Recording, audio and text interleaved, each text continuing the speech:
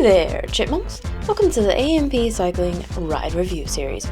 I'm your host, Angry Chipmunk, and today we're back in Spain to take on another of the routes from the 2023 Vuelta a España.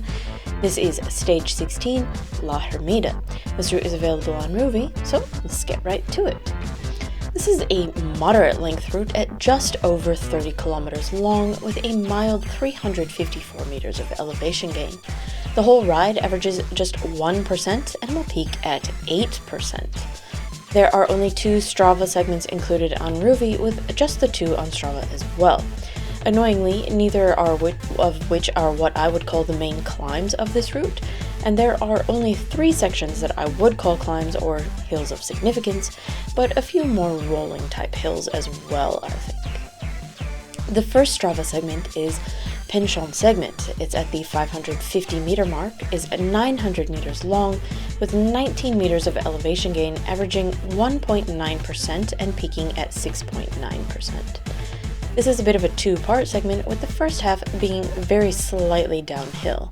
The last 400 meters do ramp up steadily as it goes, with the peak gradient just before the end of the segment. It really doesn't look that steep as the car is turning off a side road, but Strava does confirm the gradient and actually puts it at 7.3%. This one is a bit trickier if you're trying to get a good time on it. It is so unbelievably early on in the route that you basically have to be going for it from the start. The steep bit is quite short and there is a bit of a small downhill following it, but there is another hill of significance backing this one up. The second climb is at the 1.7 kilometer mark. It is 1.6 kilometers long with 87 meters of elevation gain. The gradient math tells us it averages 5.4% and peaks at 8.3%. You'll be seeing a lot of 6.5 to 7.5% for the first half of this hill before you reach a short false flat section, and the remainder being mostly in the 5.5 to 6% for the orange bits and 2 to 3% for the yellow. I feel like this one is a little bit misleading with this lower average gradient, as nearly half of it is around that 7% mark. If you're wanting to push this one pretty hard, there's a nice bit of downhill following it for a good recovery. Otherwise, spin the first half easily to the false flat, and from there it gets much easier. If your legs don't feel fresh, treat both of these hills as one long climb with a short middle break. It will be easier to pace them if you don't think of them as 2 separate hills. Just following this descent is the steepest bit, so try to use the momentum to your advantage here. There's a few rolling type climb hills along the way here, but nothing that will exceed 5% for quite some time. It's a nice mix of mild ups and downs, which are quite friendly to push along pretty hard. The next significant bit of hill is at the 12.3 kilometer mark. It's only about 900 meters long with 44 meters of elevation gain. The math tells us it averages 4.8% and will peak at 7.2%. This is a great little climb in that it's quite steady for most of it. The vast majority of the climb is around 6%, with a few short dips higher and lower. You do come into it on a bit of an uphill, but nothing super steep. There's a nice bit of mellow following it, so definitely a good one to push up pretty hard. There's no segment cred, but it's still nice for a bit of punchy uphill training. There's another bit of a pinch around the 15 kilometer mark where you'll be seeing 6%, but again, it's very short. Just watch for it if you're tired or if you're wanting to another uphill sprint training session. From there to the last Strava segment is very mellow in the ups and downs and very fast. The last segment isn't difficult, so don't worry about needing to save any extra energy here. The last segment is La Hermida. It's at the 27.68 kilometer mark. It's 3.27 kilometers long with 36 meters of elevation gain, averaging 1.1% and maxing out at 3.5%. Now, I'm really not that well versed on my Spanish climbs, but I get the distinct impression that this isn't the actual La Hermida climb and is really just part of it. But that is the name someone has given this segment, so we're just going to go with it.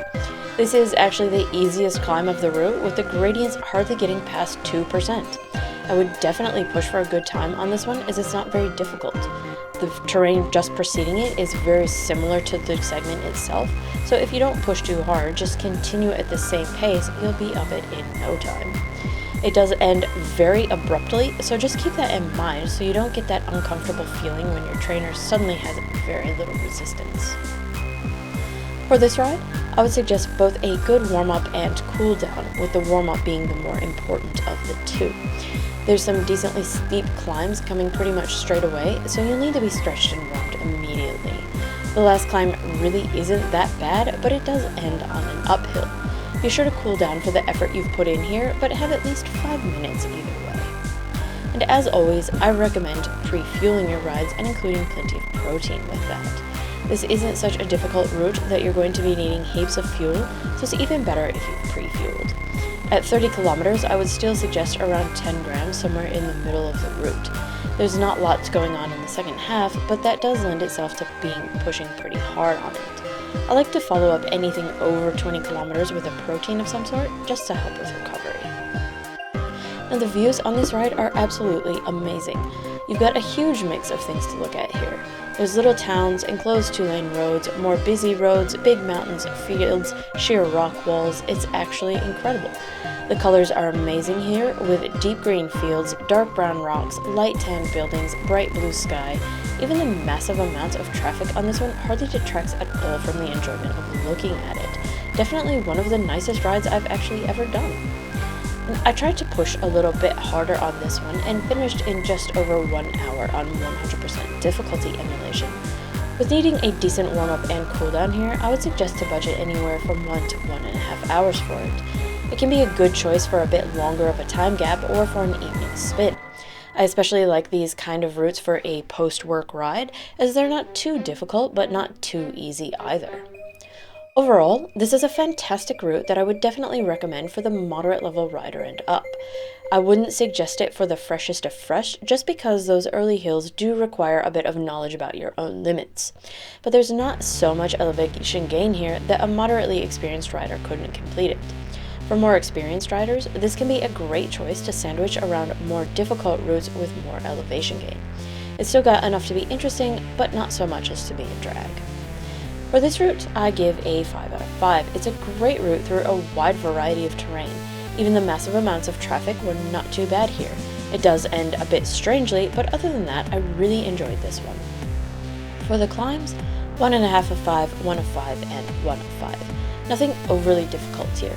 The first couple are the toughest bits of the route, and from there, it's smooth sailing. It's nice to have them early when you're still super fresh. For the view, 5 of 5. Amazing views here. There's something interesting to look at almost every single moment in this route. And overall, 5 of 5. Definitely put this one in your ride queue. Great for most levels of rider and a multitude of uses no matter what your skill level is. Even if you're quite new, you could just pop the difficulty down a bit and still have a nice ride. Well, that's it for this review, so thanks for watching, Chipmunks. Let me know what you think of La Vuelta's 2023 Stage 16 La Hermida route if you complete it. I'll leave you to finish the rest of the ride, and I'll see you again in 2 weeks for another review. Until then, ride on, Chipmunks, ride on.